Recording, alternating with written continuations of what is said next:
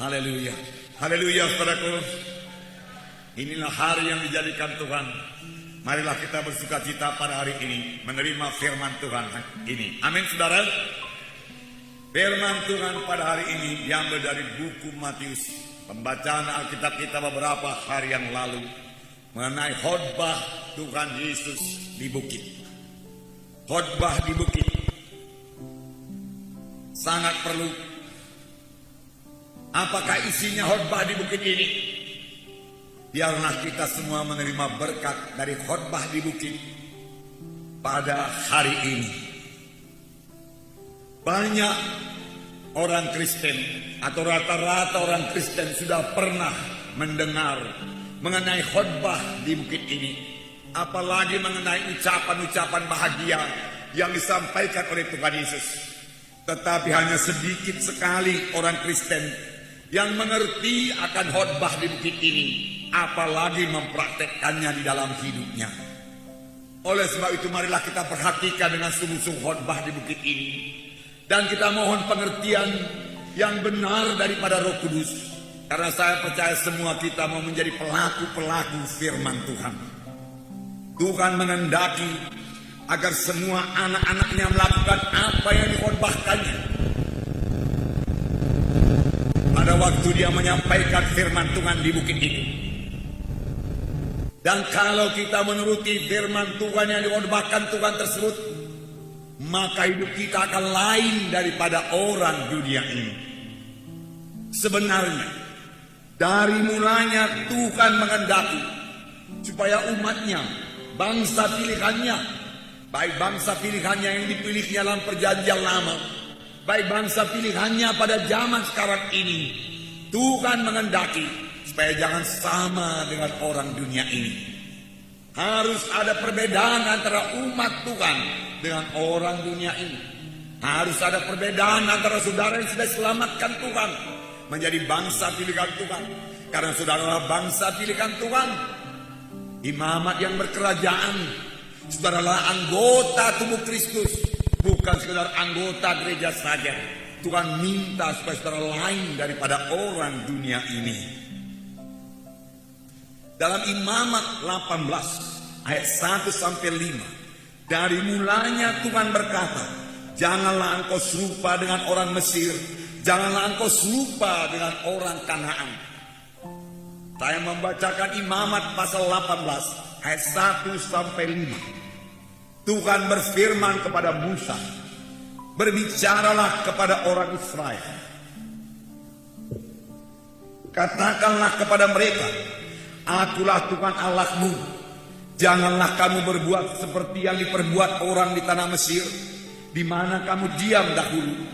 Dan janganlah kamu berbuat seperti yang diperbuat orang di tanah Kanaan, kemana aku membawa kamu. Janganlah kamu hidup menurut kebiasaan mereka. Kamu harus lakukan peraturanku dan harus berpegang pada ketetapanku. Dengan hidup menurut semuanya itu, akulah Tuhan Allahmu.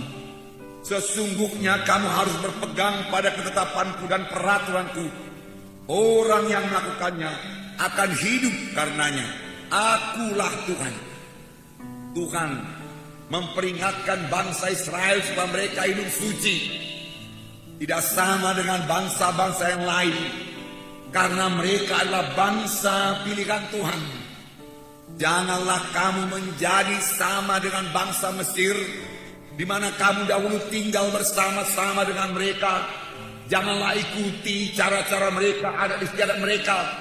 Dan juga kamu tidak boleh sama dengan bangsa Kanaan, kemana aku akan memimpin kamu.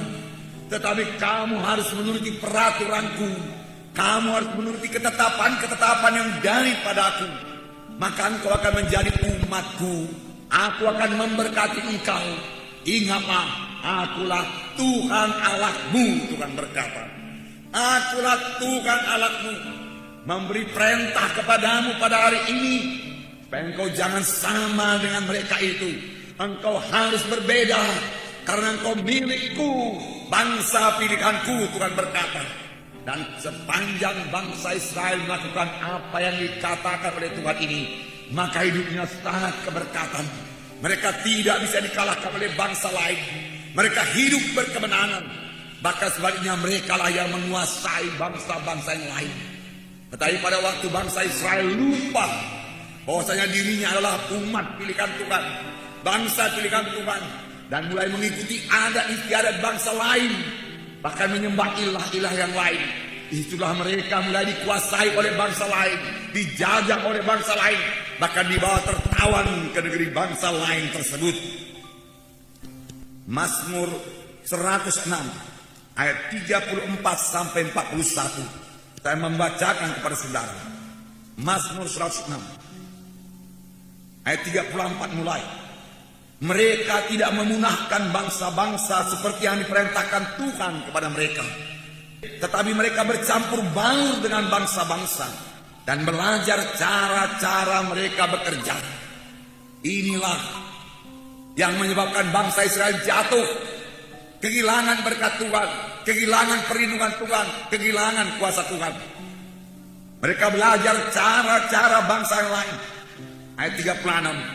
Lebih parah lagi, mereka beribadah kepada berhala-berhala mereka yang menjadi perangkap bagi mereka.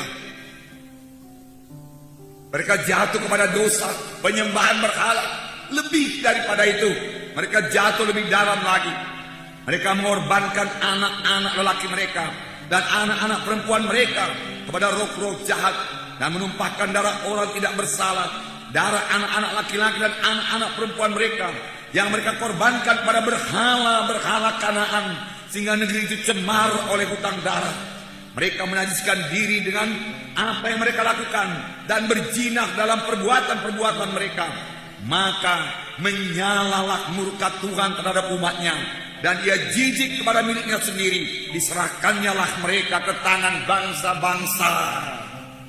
Inilah yang menyebabkan bangsa Israel dikalahkan oleh bangsa lain. Bangsa pilihan Tuhan ditawan oleh bangsa lain. Mula-mula mereka hanya mengikut cara-cara hidup bangsa Kanaan. Kemudian mereka mulai ikut penyembahan berhala-berhala tanah Kanaan. Lebih jauh lagi, mereka begitu tertarik pada penyembahan berhala tersebut sampai mereka mempersembahkan anak-anaknya kepada Baal, Asitoret, dan lain sebagainya.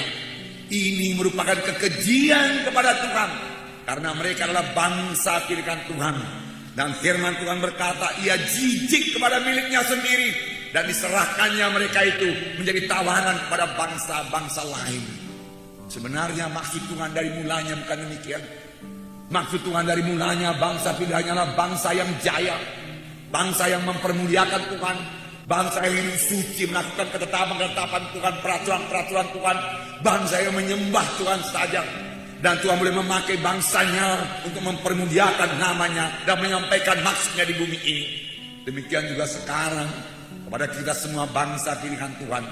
Mari kita hidup tidak sama dengan cara orang dunia ini hidup. Hidup anak-anak Tuhan harus lebih baik, dan memang harus lebih baik, lebih keberkatan, lebih suci, lebih indah, lebih penuh dengan kasih. Sepanjang dia mematuhi undang-undang Tuhan dan tidak sama dengan orang dunia ini. Lebih keberkatan dari orang dunia ini, lebih berkuasa dari orang dunia ini. Karena firman Tuhan berkata, karena satu orang yaitu Adam semua manusia jatuh kepada dosa, tetapi karena satu orang yaitu Tuhan Yesus Kristus, kamu akan hidup dan berkuasa. Tuhan menghendaki anak-anaknya berkuasa di bumi ini.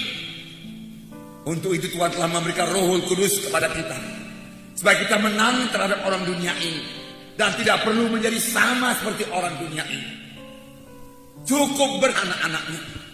Namun bangsa Israel, bangsa pilihan Tuhan, yang dikehendaki Tuhan dari mulanya lain daripada orang dunia ini, selalu lupa akan jati dirinya.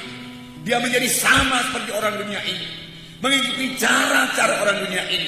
Itu sebabnya mereka tidak keberkatan. Dari yang kekasih dalam nama Yesus, dalam 2 Raja-Raja 17 ayat 6 sampai 9, satu ayat lagi yang menerangkan bangsa Israel selalu lupa dirinya sebagai bangsa pilihan Tuhan. Kemudian mereka menyembah ilah-ilah bangsa lain, menyebabkan mereka ditawan ke Asyur. 2 Raja-Raja 17 ayat 6 sampai 8. Dalam tahun ke-9 zaman Hosea, maka Raja Asyur merebut Samaria. Dia mengangkut orang-orang Israel ke Asyur, ke dalam pembuangan, dan menyuruh mereka tinggal di Hala, di tepi sungai Habor, yakni sungai negeri Gozan, dan di kota-kota orang Madai. Hal itu terjadi karena orang Israel telah berdosa kepada Tuhan Allah mereka, yang telah menuntun mereka dari tanah Mesir, dari kekuasaan Firaun Raja Mesir. Dan karena mereka telah menyembah Allah lain, dan telah hidup menurut adat istiadat bangsa-bangsa yang telah dihalau Tuhan dari depan orang Israel, dan menurut ketetapan yang telah dibuat oleh raja-raja Israel. Nah, saudaraku, sekali lagi mereka ditawan oleh Raja Asyur, diperhamba oleh Raja Asyur, dibawa oleh Raja Asyur ke negerinya. Mengapa ini terjadi? Ayat berikutnya menjawab, hal itu terjadi karena orang Israel telah berdosa kepada Tuhan Allah mereka. Apakah dosa mereka?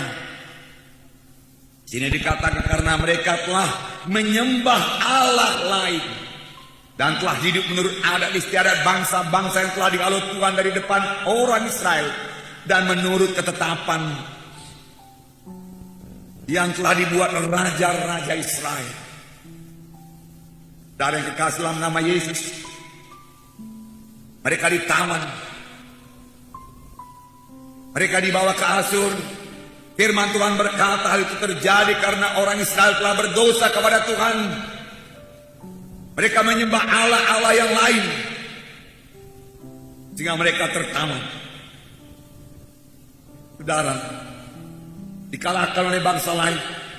Kadang-kadang kita melihat baraku orang dunia ini lebih jaya daripada anak-anak Tuhan, lebih keberkatan dari anak-anak Tuhan. Apakah sebabnya? Ada juga anak-anak Tuhan yang mengeluh, apa yang saya kerjakan tidak jadi, saya selalu rugi saja. Mengapa sampai demikian? Kalau terjadi hal yang demikian, biarlah kita memeriksa hidup rohani kita ini. Benar-benarkah kita hidup seturut dengan firman Tuhan? Benar-benarkah kita mematuhi undang-undang Tuhan dalam hidup kita? Atau kita hidup daraku seperti orang dunia ini hidup, yang menyebabkan berkat Tuhan tidak turun kepada kita? Tuhan memberi kelengkapan yang luar biasa kepada anak-anaknya. Tuhan memberikan kepada saudara baptisan Roh Kudus. Hendaklah saudara senantiasa penuh dengan Roh Kudus. Dan dengan kuasa Roh Kudus itu saudara boleh hidup berkemenangan, hidup melawan dosa, hidup suci. Roh Kudus menyanggupkan saudara. Amin saudara. Roh Kudus menyanggupkan saudara. Tetapi banyak anak-anak Tuhan tidak sungguh-sungguh hidup menurut ketetapan-ketetapan Tuhan. Ada yang beranggapan kalau sudah terima Roh Kudus sudah beres semua. Kalau sudah dibaptis dengan Roh Kudus sudah beres. Sudah dibaptis dengan air sudah beres. Enggak perlu lagi baca firman Tuhan tiap hari.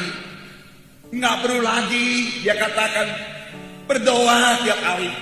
Karena penuh dengan Roh Kudus, berdoa sebentar saja sudah cukup. Tidak perlu lagi menyangkal diri karena Roh Kudus ada dalam aku. Sebenarnya tidak, berarti baptisan Roh Kudus tidak bisa menggantikan pembacaan atau pengajaran Alkitab yang teratur tiap-tiap hari kepada anak-anak Tuhan. Amin, saudara. Tiap-tiap hari saudara harus membaca firman Tuhan. Walaupun saudara sudah penuh dengan Roh Kudus, seharusnya pun setelah saudara penuh dengan Roh Kudus timbul kerinduan dalam saudara untuk membaca firman Tuhan tiap-tiap hari. Amin. Dengan Roh Kudus di dalam saudara, saudara lebih dapat menyangkal diri saudara melawan dosa. Dengan Roh Kudus dalam saudara, saudara boleh beroleh kuasa untuk berkata tidak kepada dosa, untuk melawan dosa. Karena Roh Kudus memberikan kuasa kepada saudara, kuasa untuk mengalahkan dosa, kuasa untuk mengalahkan kehendak daging. Amin saudara. Oh, pakailah itu supaya saudara boleh hidup suci, tidak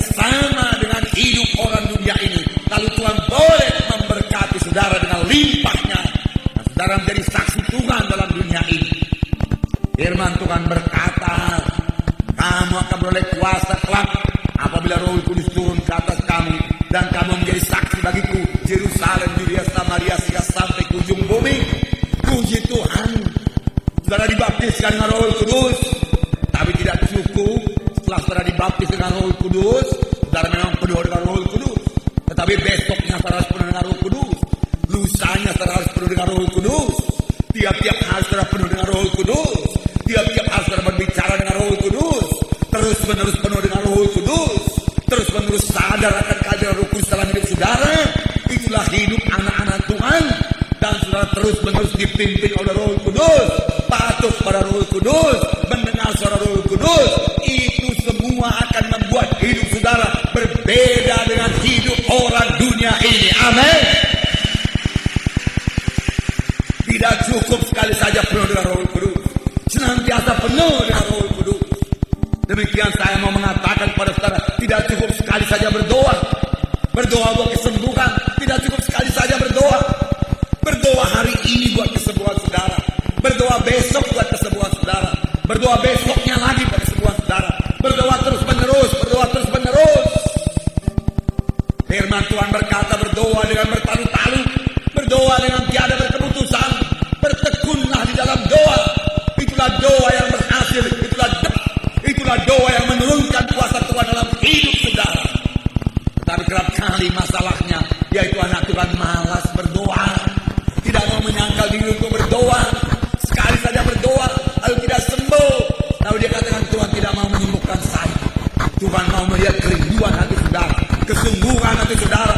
Betapa sungguh-sungguh saudara memintanya kepada Tuhan, betapa rindukah saudara akan perkara-perkara saudara minta daripada Tuhan itu.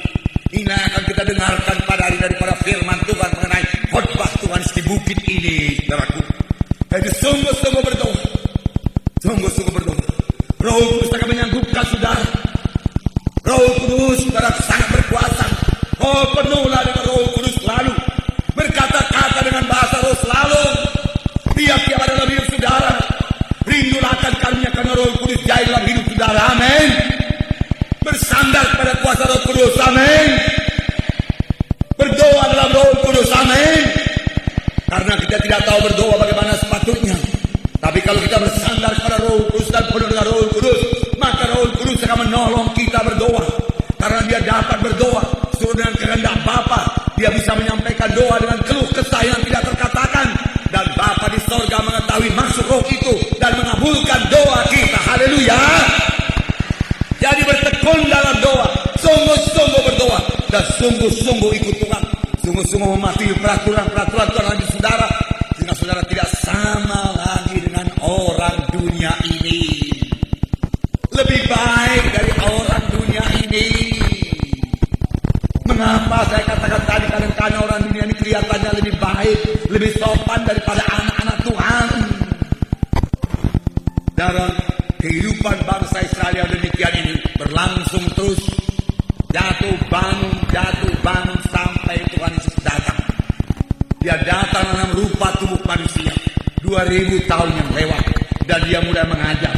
Tidak heran pengajaran Tuhan Yesus yang pertama, bertobatlah kamu sebab kerajaan sorga sudah dekat. Bertobatlah kamu sebab kerajaan sorga sudah dekat. Dalam Matius 6 ayat 8, pengajaran Tuhan di bukit, sebelum kita masuk dalam ucapan-ucapan bahagia dari Tuhan Yesus. Matius 6 ayat 8 dikatakan di sini, jadi janganlah kamu seperti mereka. Janganlah kamu seperti mereka, firman Tuhan berkata. Kemudian hari Paulus berkata dalam Roma 12 ayat 2. Roma 12 ayat 2. Ayat 2. Janganlah kamu menjadi serupa dengan dunia ini, tapi berubahlah oleh pembaharuan budimu, sehingga kamu dapat membedakan manakah kehendak Allah, apa yang baik, yang berkenan kepada Allah, dan yang sempurna. Janganlah kamu menjadi serupa dengan dunia ini. Lalu Tuhan Yesus memulai khotbahnya di bukit. Matius 5 ayat 1 sampai 12. Mudah-mudahan dapat kita siapkan pada hari ini. Matius 5 ayat 1 sampai 12. Bukalah kitab saudara, kita akan sama-sama membacanya. Matius pasal 5 ayat 1 sampai 12. Mari kita baca bersama-sama.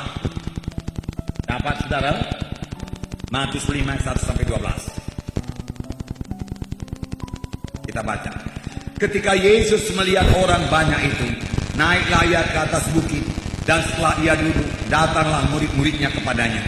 Maka Yesus pun mulai berbicara dan mengajar mereka, katanya, berbahagialah orang yang miskin di hadapan Allah, karena mereka lah yang mempunyai kerajaan sorga. Berbahagialah orang yang berduka cita, karena mereka akan dihibur. Berbahagialah orang yang lemah lembut, karena mereka akan memiliki bumi. Berbahagialah orang yang lapar dan akan dipuaskan. Berbahagialah orang yang murah hatinya, karena mereka akan beroleh kemurahan. Berbahagialah orang yang suci hatinya, karena mereka akan melihat Allah. Berbahagialah orang yang membawa damai, karena mereka akan disebut anak-anak Allah. Berbahagialah orang yang dianiaya oleh sebab kebenaran, karena mereka yang punya kerajaan sorga. Berbahagialah kamu, jika karena aku kamu dicela dan dianiaya, dan kepadamu difitnahkan segala yang jahat. Bersukacita dan bergembiralah, karena upahmu besar di sorga. Sebab demikian juga telah dianiaya nabi-nabi yang sebelum kamu. Kita lihat yang pertama. Firman Tuhan berkata, berbahagialah orang yang miskin di hadapan Allah. Inilah syarat yang pertama untuk berbahagia, yaitu miskin di hadapan Tuhan. Miskin di hadapan Tuhan. Firman Tuhan berkata berbahagia. Tentu maksudnya ini miskin rohani. Apakah yang dimaksud dengan miskin rohani ini? Dia mengakui kekurangannya di hadapan Tuhan, menyadari bahwasanya dia tidak sanggup memenuhi semua tuntutan Allah dalam hidupnya, supaya dia boleh mencapai hidup yang kekal. Dia merasa dirinya miskin, tidak sanggup. Aku tidak sanggup Tuhan memenuhi semua tuntutanmu Tuhan. Syarat-syarat yang kau tentukan supaya aku bisa masuk ke sorga. Aku miskin di hadapanmu Tuhan.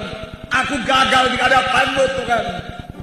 Tidak sanggup aku Tuhan. Tidak sanggup aku Tuhan. Sanggupkah kita memenuhi semua tuntutan-tuntutan Allah untuk mencapai hidup yang kekal? Sanggupkah manusia ini berusaha dengan kekuatan dirinya sendiri untuk mencapai hidup yang kekal? Bisakah perbuatan-perbuatan baik kita dari manusia, sanggupkah kita berbuat sedemikian baiknya sehingga kita sampai kepada hidup yang kekal? Jawabannya tidak. Oleh sebab itu biarlah kita mengaku miskin di hadapan Tuhan. Jangan kita membanggakan kesanggupan rohani kita. Saya sanggup berbuat ini, saya sanggup berbuat itu yang orang lain tidak sanggup, maka saya akan beroleh hidup yang kekal. Atas saudara tidak akan mempunyai kerajaan Allah. Tetapi orang yang mengaku miskin, aku tidak sanggup Tuhan, aku terhilang Tuhan, aku tidak akan sampai ke sorga dengan kekuatanku sendiri Tuhan. Selamatkan aku Tuhan. Maka dialah yang mempunyai kerajaan sorga. Amin saudara. Dia yang mempunyai kerajaan sorga. Banyak kali aku gagal memenuhi tuntutan-tuntutanmu Tuhan. Aku miskin Tuhan, miskin di hadapanmu Tuhan. Tolong aku Tuhan. Dan Tuhan berkata, bagi mereka lah kerajaan sorga. Bagi mereka lah kerajaan sorga. Sebenarnya segala perbuatan manusia ini, saudaraku, tidak dapat membawa dia ke sorga. Perbuatan baik manusia ini hanya seperti kain lapuk saja di hadapan Tuhan. Saya akan membacakan ayatnya kepada saudara dalam Efesus 2 ayat 8 dan 9. Sebab karena kasih karunia kamu diselamatkan oleh iman. Itu bukan hasil usahamu, tapi pemberian Allah. Itu bukan hasil pekerjaanmu. Jangan ada orang yang memegahkan diri. Dengan kasih karunia, dengan anugerah kamu diselamatkan karena kamu percaya kepada Tuhan Yesus. Bukan karena perbuatan baikmu kamu selamat. Banyak orang sekarang, saya berbuat ini, saya berkorban buat gereja, saya memberi sumbangan saya menolong orang miskin, saya hidup sebaik-baiknya supaya saya ke sorga. Firman Tuhan berkata, bukan karena perbuatan baikmu kau ke sorga, bukan. Tetapi kamu ke sorga, kamu diselamatkan karena anugerah, karena karunia, karena pemberian Allah saja. Kalau karunia tidak dibayar, mari bersandar kepada karunia yang diberikan Tuhan ini untuk keselamatan saudara. Apakah yang dikaruniakan Tuhan kepada manusia ini? Tuhan telah memberikan anaknya yang tunggal, yaitu Yesus Kristus, ke dunia ini untuk mati menebus dosa kita. Dialah menjadi substitusi kita, ganti kita. Dia dihukum supaya kita jangan dihukum. Inilah berita keselamatan. Karena Yesus disaliblah. Dan dia mati disalib, bangkit dari kematian. Dia berkata, sudah genap kutanggung dosa manusia ini Bapa. Melalui Yesuslah kita sampai kepada hidup yang kekal.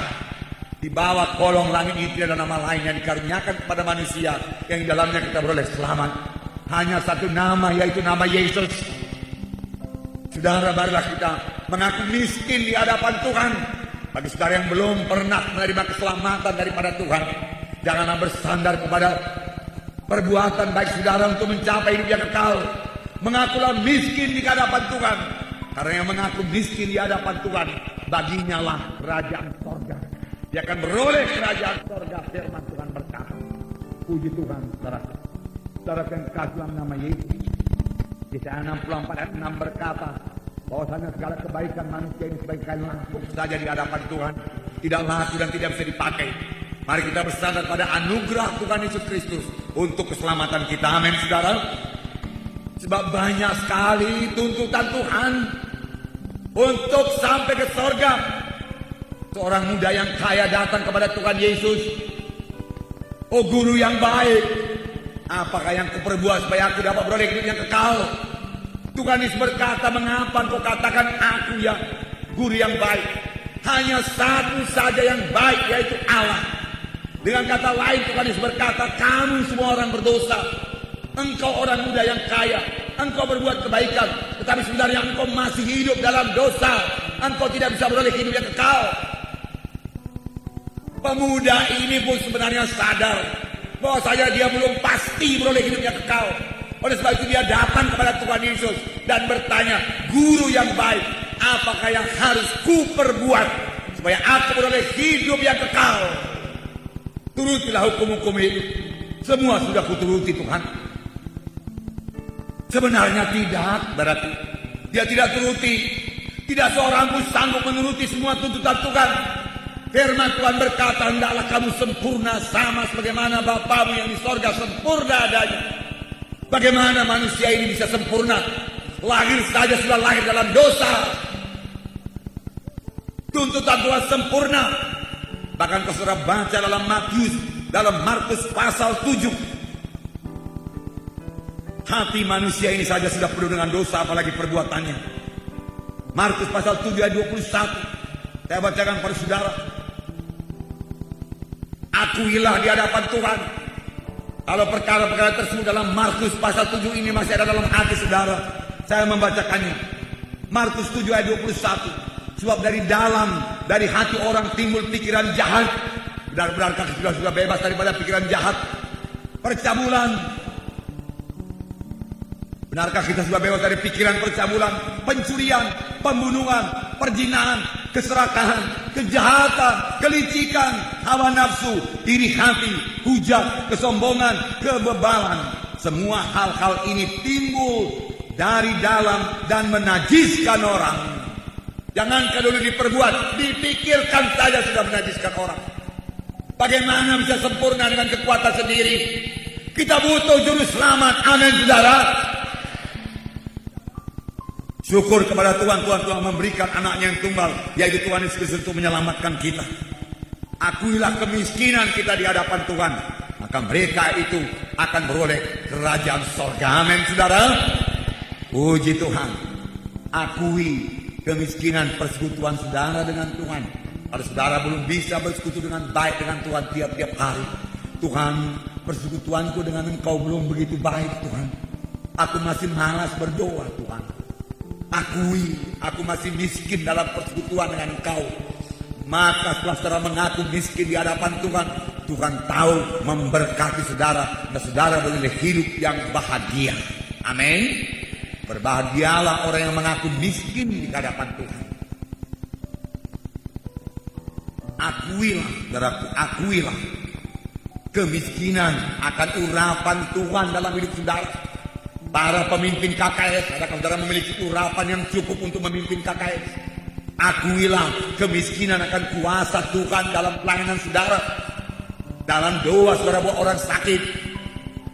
Akuilah kemiskinan akan ajaib, tanda ajaib, tanda mujizat dalam hidup di dalam pelayanan kita. Akuilah aku masih miskin, aku Tuhan akan kuasa dan tanda ajaib. Aku mau Tuhan sebagai sidang pertama bakal lebih lagi. Maka banyaklah tanda ajaib, tanda mujizat yang diadakan oleh rasul-rasul. Dan mereka semua ketakutan karena begitu banyaknya tanda ajaib, tanda mujizat dalam sidang pertama.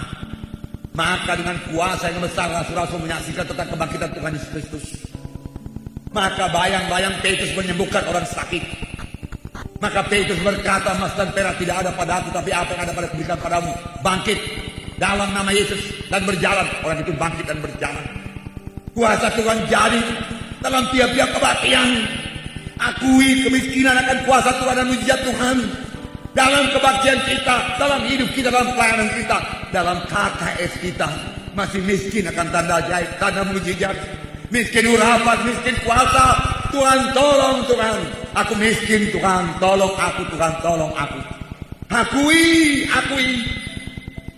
Kalau saudara sudah merasa cukup, bahkan merasa berkelimpahan, saudaraku, maka Tuhan sudah berhenti memberkati saudara.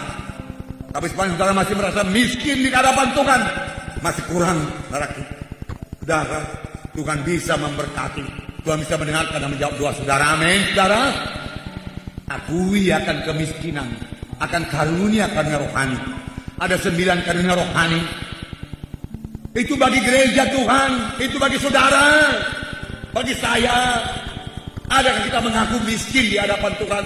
Miskin karunia makrifat, karunia pengetahuan, karunia menyembuhkan, karunia iman, karunia membedakan roh, dan karunia-karunia lain. Karunia nubuat, mengartikan makna roh, dan lain sebagainya. Itu sekaranglah waktunya kita miliki. Yesus akan datang. Tuhan, aku masih miskin. Tuhan berikan aku, Tuhan berikan aku karunia-karuniamu. Aku mau melayani Tuhan. Inilah waktunya, kapan lagi? Ini sudah akhir zaman. Aku kurang makrifat, kurang hikmat, sehingga aku tidak bisa bersaksi kepada orang lain. Pada zaman susah seperti ini, orang mau mendengarkan firman Tuhan, orang mencari firman Tuhan. Adakah saudara sanggup melayani mereka? Banyak kalau orang dalam keadaan khawatir, takut menghadapi masa depan, apalagi akan jadi pada hari-hari mendatang. Harga-harga tidak menentu, orang sudah mulai antri membeli makanan. Apa yang akan jadi selanjutnya? Saudaraku, ini waktunya mengabarkan firman Tuhan. Tetapi cukupkah urapan saudara? Cukupkah hikmat saudara buat itu? Adakah saudara bersaksi? Adakah saudara memberikan penghiburan? Atau saudara sendiri khawatir, takut menghadapi masa depan? Saudaraku, mengakulah, Tuhan, aku miskin karunia-karunia rohani Tuhan. Miskin dalam kesaksian aku Tuhan, tolong aku Tuhan. Amin, saudara. Itu akan memberkati saudara, memberkati saudara. Miskin akan karakter. Buah roh masih miskin. Berbahagia orang yang mengaku miskin. Ada orang yang miskin buah roh, tapi dia tidak mengaku dirinya miskin.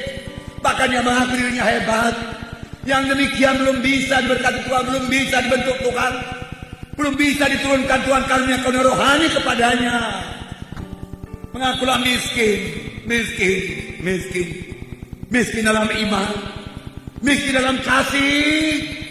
Adakah hati kita tergerak oleh belas kasihan melihat orang-orang yang keberatan, orang-orang berdosa, orang-orang yang sakit, yang menuju kepada maut? Mereka tidak tahu jalan kebenaran. Mereka akan terhilang selama-lamanya kalau tidak ada yang bersaksi kepadanya. Cukupkah kasih kita? Cukupkah keberanian kita untuk datang dan bersaksi kepadanya? Apakah salahnya kalau kita datang pada satu orang? Saya mau berdoa bagi saudara. Walau apa pun agamanya, kita hanya bertanya, saya mau berdoa bagi saudara. Kalau dia berkata baik, kita mulai berdoa. Tapi saya akan berdoa dalam nama Yesus, dalam nama Yesus berkuasa. Siap sediakah saudara? Kalau dia berkata siap sedia, karena dalam keputusasaan dia, dalam keberatan yang sungguh-sungguh. Nah, saudara berdoa dengan sungguh-sungguh, dengan penuh kasih. Maka percayakah saudara doa saudara didengarkan Tuhan dan dijawab Tuhan? Percayakah saudara?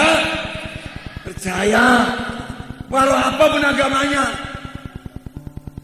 dia perlu kesembuhan. Berikan kesembuhan, berikan dengan murah hati.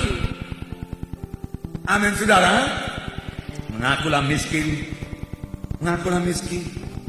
Pada waktu kita mengaku miskin, dalam Yesaya 41 Tuhan akan memberikan dengan berlimpah-limpah. Haleluya.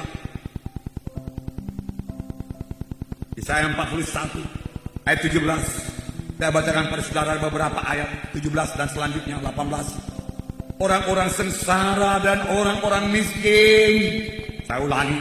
Orang-orang sengsara dan orang-orang miskin sedang mencari air, tetapi tidak ada. Lidah mereka kering kehausan, tetapi aku Tuhan akan menjawab mereka. Dan sebagai Allah orang Israel, aku tidak akan meninggalkan mereka. Tuhan memperhatikan orang yang miskin. Tuhan memperhatikan orang yang sengsara. Amin. Mereka kekeringan, lidah mereka kering kehausan. Aku akan menjawab, Tuhan berkata. Bagaimanakah jawaban Tuhan? Memberi segelas air kah? Memberi satu cerek air? Tidak, saudaraku. Dengarkan berapa limpah berkat Tuhan bagi orang yang mengaku dirinya miskin. Aku akan membuat sungai-sungai memancar di atas bukit-bukit yang gundul. Tuhan menjawab dengan kelimpahan yang sangat luar biasa. Amin. Allah kita Allah yang berkelimpahan, berkatnya berkelimpahan. Oleh sebab itu tidak patut anak-anak Tuhan kekurangan. Dia selalu memberi lebih daripada cukup. El Shaddai, Allah yang memberi lebih daripada cukup. Tuhan kita bukan Tuhan yang cukup-cukupan, pas-pasan, bukan. Ya, Tuhan yang berkelimpahan. Oleh sebab itu belajar murah hati.